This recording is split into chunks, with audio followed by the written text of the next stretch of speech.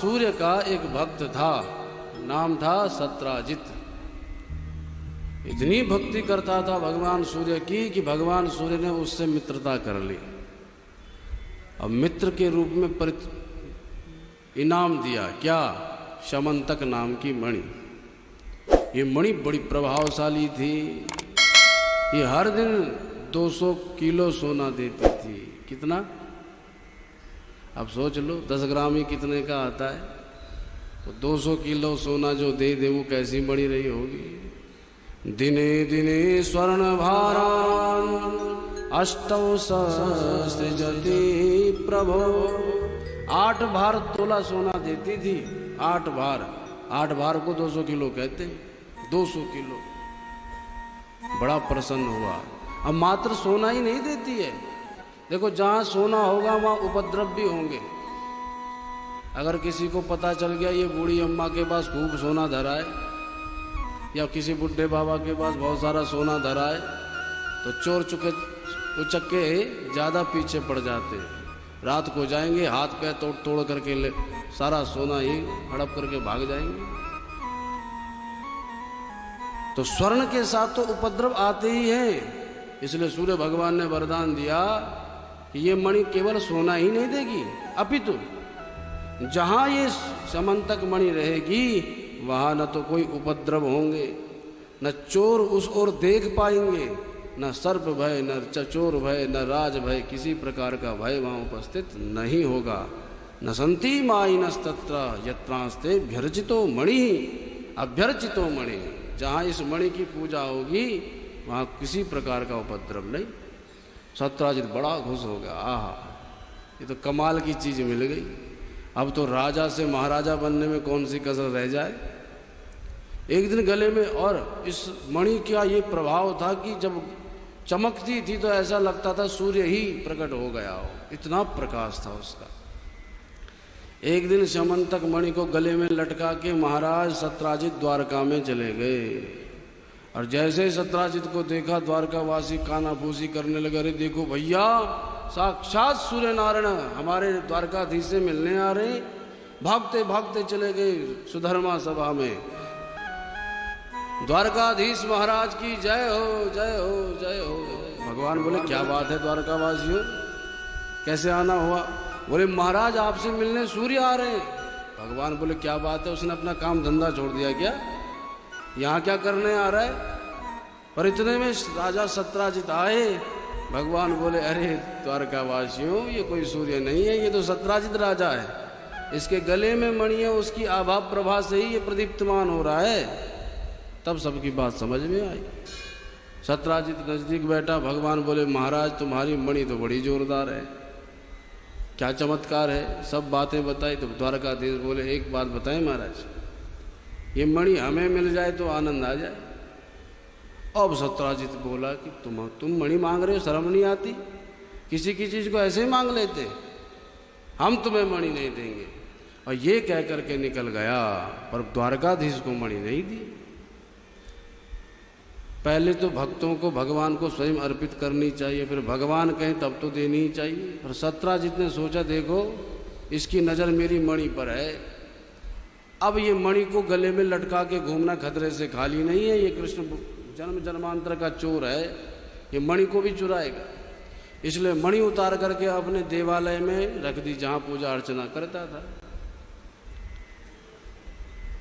अब एक दिन सत्राजित को पता नहीं चला, उसके भाई प्रसेन ने वह मणि उठाई, गले में लटकाई, शिकार खेलने चला गया। एक शेर ने देखा ये चमकती हुई चीज क्या आ रही है, आक्रमण किया, प्रसेन मारा गया। अब मणि को लेकर के वो चीता शेर आगे बढ़ गया।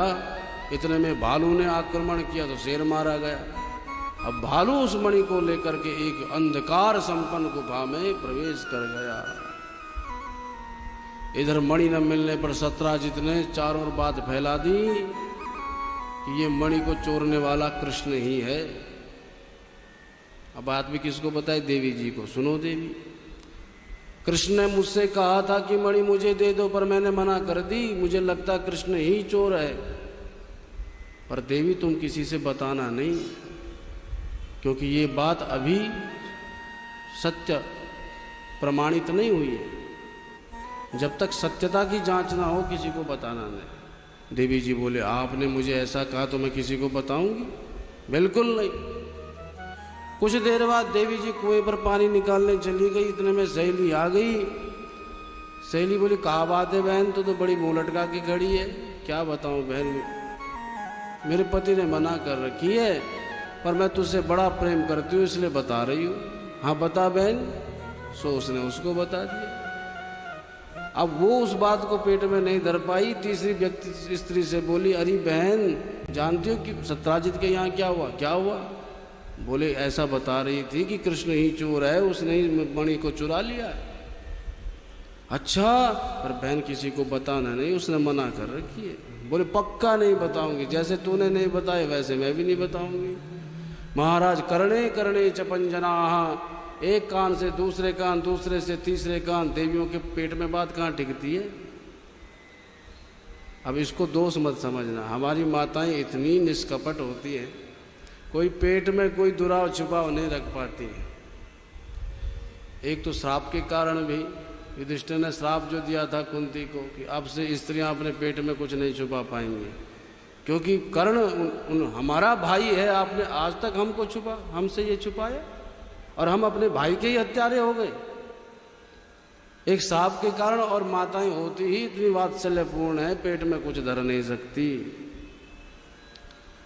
अब ये बात द्वारकाधीश के कान तक पहुंच गई। द्वारकाधीश ने सोचा देखो माखन चोर तो सब कहते थे, अब मणि चोर भी कहेंगे।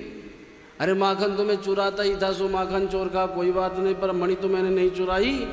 सो अपने बुद्धिमान सैनिकों को लेकर के भगवान मणि की खोज में निकल पड़े। जंगल में प्रसेन देखा गया, मरा पड़ा दिखाई पड़ा, फिर आगे शेर मरा हुआ दिखाई पड़ा, पर उसके बाद एक विशाल गुफा दिखाई पड़ी। भगवान बोले आप सब यहीं रहो, मैं भीतर जा रहा हूं। अगर 10 दिन में नहीं आया तो समझ लेना कृष्ण नहीं रहे, पर 10 दिन तक मेरी प्रतीक्षा करना। भगवान चले गए उस गहन अंधकार में गुफा में। भीतर देखा तो एक कन्या उस मणि के साथ खेल रही है। भगवान ने तत्क्षण हाथ लगाया, कितने में दौड़ा हुआ जामवंत आया और भगवान पर टूट पड़ा। महाराज 1-2 दिन नहीं 28 दिन तक युद्ध हो गया। इधर द्वारकावासी 10 दिन में ही वापस लौट गए थे। वसुदेव से कहा महाराज कृष्ण नहीं रहे, लौट के नहीं आए। वसुदेव और देवकी को बड़ा दुख हुआ और उन्होंने देवी मैया की अर्चना करी। फलस्वरूप देवी भागवत महापुराण का भी आयोजन किया गया। देवी मैया प्रकट हुई, आशीर्वाद दिया कि तुम्हारा पुत्र सकुशल मिलेगा। इधर 28 दिन तक भगवान खूब लड़ते रहे, एक एक नस नस ढीली कर दी जामवंत की। अंत में जामवंत घबरा गए, ये है कौन? अरे बड़े बड़े शेर आदि मैंने घायल कर किए हैं, पर ये कौन है?